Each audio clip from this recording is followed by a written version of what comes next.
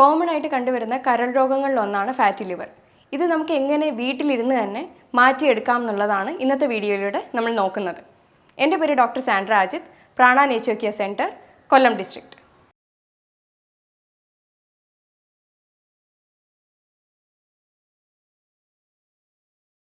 എന്താണ് fatty liver, അതായത് കരൾ വീക്കം എന്താണെന്നുള്ളത് നമുക്ക് നോക്കാം. കരളിൽ ഒരു പരിധിയിലപ്പുറം കൊഴുപ്പടിയുന്നതിനെയാണ് ഫാറ്റി ലിവർ എന്ന് പറയുന്നത്. ഇത് ആൺപെൺ വ്യത്യാസമില്ലാതെ, പ്രായപരിധി വ്യത്യാസമില്ലാതെ ഇപ്പോൾ എല്ലാവർക്കും കണ്ടുവരുന്ന ഒരു രോഗം കൂടിയാണ്. ഇത് മെയിനായിട്ട് 2 ടൈപ്പാണുള്ളത്.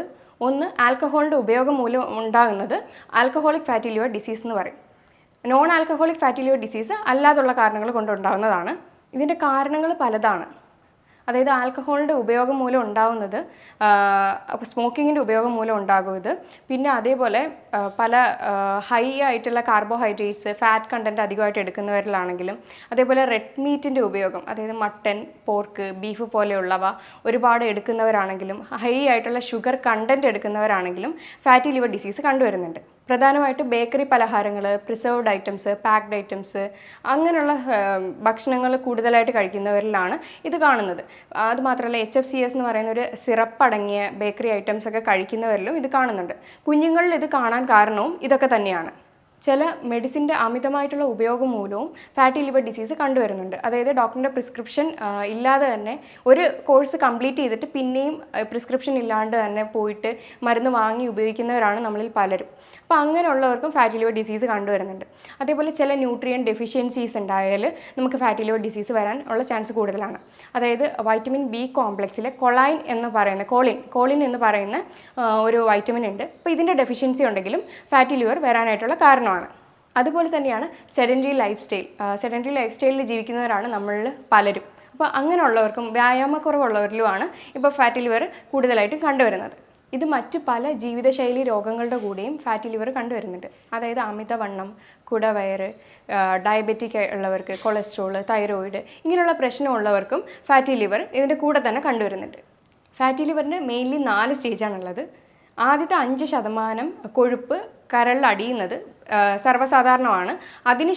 അതിൽ കൂടുതൽ, അതായത് 5% കൂടുതൽ വരുമ്പോഴാണ്, അതായത് 8% വരുമ്പോഴാണ് സ്റ്റേജ് 1 മാറുന്നത്.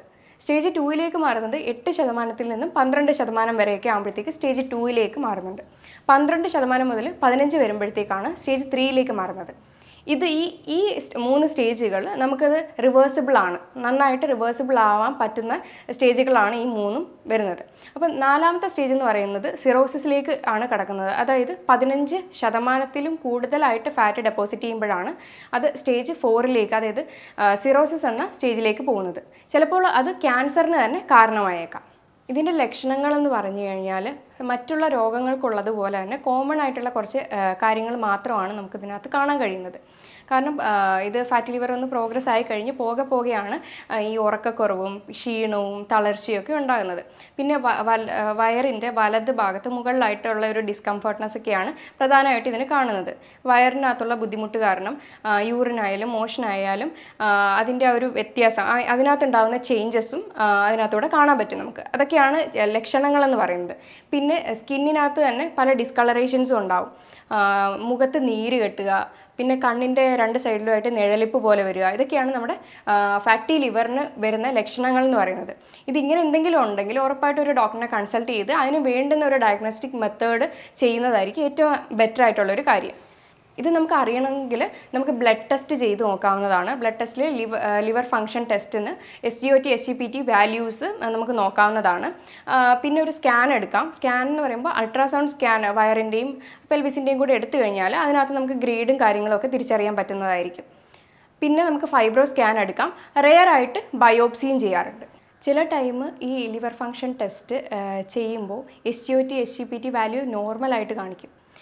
നമ്മുടെ സ്കാൻ എടുക്കുകയാണെങ്കിൽ അതിനകത്ത് ചിലപ്പോൾ ഗ്രേഡ് 1 അങ്ങനെയൊക്കെ ആയിരിക്കും കാണിക്കുന്നത്. അപ്പോൾ അങ്ങനെയുള്ള സ്റ്റേജുകളിൽ ഒരു ഫൈബ്രോ സ്കാൻ ചെയ്യുന്നത് വളരെ നല്ലതായിരിക്കും.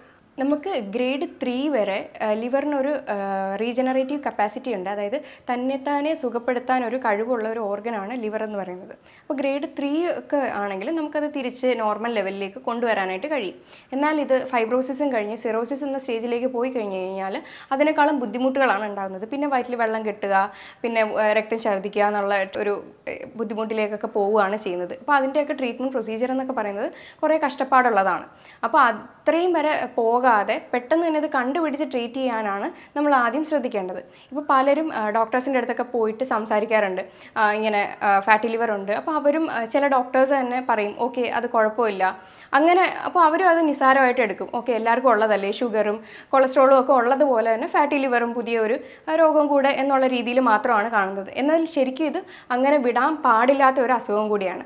ഇതിൻ്റെ മാനേജ്മെൻറ്റ്, ഇതിനെ എങ്ങനെ മാനേജ് ചെയ്യാം എന്ന് നോക്കുന്നത് നമ്മൾ ചെയ്യുന്നതെന്ന് വെച്ച് കഴിഞ്ഞാൽ ആദ്യം ചെയ്യുന്നത് ഡയറ്ററി ചേഞ്ചസ് വരുത്തുക എന്നുള്ളതാണ്.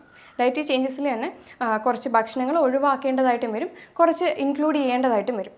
അതുപോലെ തന്നെയാണ് ലൈഫ് സ്റ്റൈൽ മോഡിഫിക്കേഷനും കുറച്ച് ചേഞ്ച് ചെയ്യേണ്ടി വരും.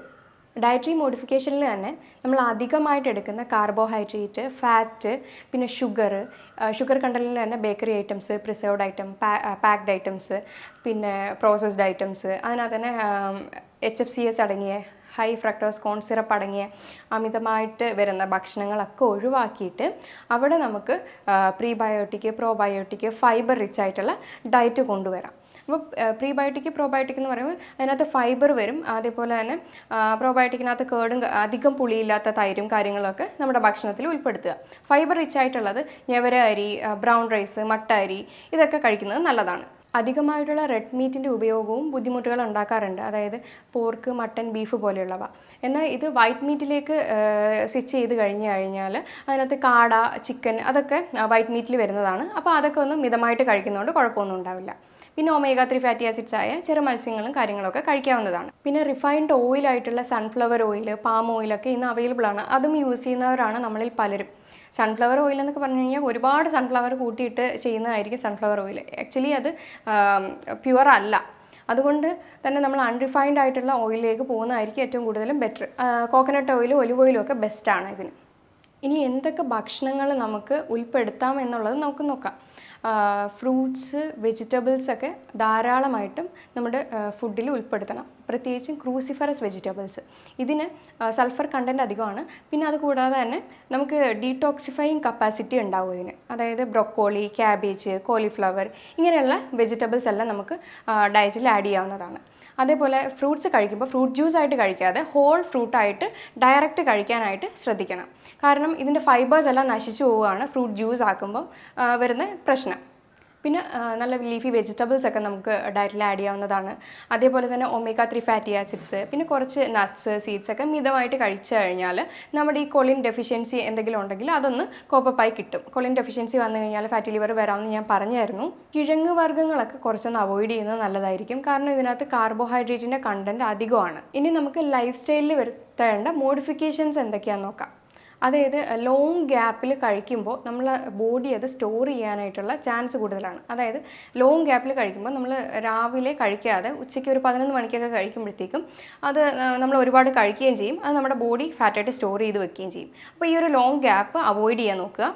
കഴിക്കുന്നത് ഷോർട്ട് ടേം ആയിട്ട് കഴിക്കുകയും ചെയ്യുക. കുറച്ച് അളവിൽ കഴിക്കാനും ശ്രദ്ധിക്കുക. എന്നിട്ട് ഒരു 11 മണിക്കും 4 മണിക്കും ചെറിയ ഫ്രൂട്ട് സാലഡോ അല്ലെങ്കിൽ വെജിറ്റബിൾ സാലഡോ ഒക്കെ കഴിക്കുന്നത് വളരെ നല്ലതാണ്. പിന്നെ നമുക്ക് അതായത് രാത്രിയിൽ ഓവറായിട്ട് ഭക്ഷണം കഴിക്കുന്ന ആളുകളാണ് കൂടുതലും. കാരണം വർക്ക് കഴിഞ്ഞ് ഡ്യൂട്ടിയൊക്കെ കഴിഞ്ഞിട്ട് വരുമ്പോഴത്തേക്കും ഒരു സമയവും അത് കഴിച്ചിട്ട് ഉടനെ കിടക്കുന്ന ഒരു ശീലമാണ്. എന്നാൽ ഭക്ഷണം കഴിച്ചിട്ട് ഉടനെ കിടക്കാനും പാടില്ല. പിന്നെ രാത്രിയിൽ കഴിക്കാൻ ഒരു 6:30, 7 ആ ഒരു ടൈമിൽ മാക്സിമം ഒന്ന് കഴിക്കാൻ നോക്കുക. എന്നിട്ട് പിറ്റേ ദിവസം രാവിലെ ഒരു 8 മണിക്ക് കഴിക്കുമ്പോഴത്തേക്കും നമുക്കൊരു ഇൻ്റർമീഡിയൻറ്റ് ഫാസ്റ്റിംഗ് രൂപത്തിൽ കിട്ടുകയും ചെയ്യും. അപ്പോൾ അത്രയും ടൈം ഗ്യാപ്പും കിട്ടും. ആ ഒരു മോഡിഫിക്കേഷൻ നടത്തിയാൽ ഏറ്റവും നല്ലൊരു കാര്യമാണ്. അതുപോലെ നമുക്ക് കൊണ്ടുവരാൻ പറ്റുന്ന ഒന്നാണ് ഡെയിലി 1 മണിക്കൂർ എക്സസൈസ് അല്ലെങ്കിൽ യോഗ ചെയ്യുന്നത്. അതേപോലെ ഈ പകൽ ഉറക്കവും ഒഴിവാക്കുന്നത് വളരെ നല്ലതായിരിക്കും. എക്സസൈസും യോഗയൊക്കെ ചെയ്യുമ്പോഴത്തേക്കും നമ്മുടെ ബോഡി മെറ്റബോളിസം ഒക്കെ ഇമ്പ്രൂവ് ആയി നമ്മുടെ ശരീരം ഒന്ന് ആക്ടിവേറ്റ് ആവുകയാണ് ചെയ്യുന്നത്. വെയിൽ കൊള്ളുന്നത് നല്ലതാണ്. ഡെയിലി ഒരു 20 മിനിറ്റ് അല്ലെങ്കിൽ 30 മിനിറ്റ് ശരീരത്തേക്ക് വെയിൽ കൊള്ളുന്നത് നല്ലതാണ്. അതേപോലെ നമ്മുടെ ഫാറ്റി ലിവറിന് 3 ഫങ്ഷണൽ ഫുഡുണ്ട്. അതെന്തൊക്കെയാണെന്ന് നമുക്ക് നോക്കാം. ആദ്യത്തേത് കോഫിയാണ്. കോഫി എന്ന് പറഞ്ഞു കഴിഞ്ഞാൽ പാലും പഞ്ചസാരയും ഇടാതെ ഡെയിലി ഒരു 3 കപ്പ് വരെ ഓക്കെയാണ്. ബ്ലാക്ക് കോഫിയാണ് ഏറ്റവും നല്ലതായിട്ടുള്ളത്. ഇപ്പോഴത്തെ പഠനം പറയുന്നുണ്ട് ബ്ലാക്ക് കോഫിയുടെ ഉപയോഗം ഫാറ്റി ലിവറിനെ കുറയ്ക്കാനായിട്ട് സഹായിക്കുമെന്ന്. അതേപോലെ ഒരു വൈറ്റമിൻ ഇ നല്ലതാണ്. ഇത് കൂടുതലും നട്ട്സിലും സീഡ്സിലും ഒക്കെയാണ്. പക്ഷേ അത് ലിമിറ്റഡ് എമൗണ്ടിൽ എടുക്കുന്നതായിരിക്കും ഉചിതം. പിന്നെ വൈറ്റമിൻ സി ആണ്. ഒരു ഗ്ലാസ് വാം വാട്ടറിൽ 1/2 ലൈം പിഴിഞ്ഞൊഴിച്ച് കുടിക്കുകയാണെങ്കിൽ അതും നല്ലൊരു റെമഡിയാണ്. അത് വൈറ്റമിൻ സി റിച്ച് ആണ്. അത് ആൻറ്റി ഓക്സിഡൻ്റ് ആയിട്ട് ആക്ട് ചെയ്യുന്ന ഒന്നാണ്. ഇനി കുറച്ച് ഹോം റെമഡീസ് നമുക്ക് നോക്കാം. ഫാറ്റി ലിവറിന് നമുക്കൊന്ന് സപ്പോർട്ട് ചെയ്ത് അതിനെ ഒന്ന് റെഡ്യൂസ് ചെയ്യാൻ ഈ ഹോം റെമഡീസും കൂടെ ചെയ്ത് കഴിഞ്ഞാൽ നല്ലൊരു റിസൾട്ട് ഉണ്ടാവും. ആദ്യത്തേത് ഇരട്ടിമധുരമാണ്. ഇരട്ടിമധുരം എഷ്ടിമധു എന്ന് ആയുർവേദത്തിൽ പറയും. ലിക്വറൈസ് പൗഡർ എന്ന് അറിയപ്പെടും. അപ്പോൾ ഇത് ഒരു മരത്തിൻ്റെ വേരാണ്.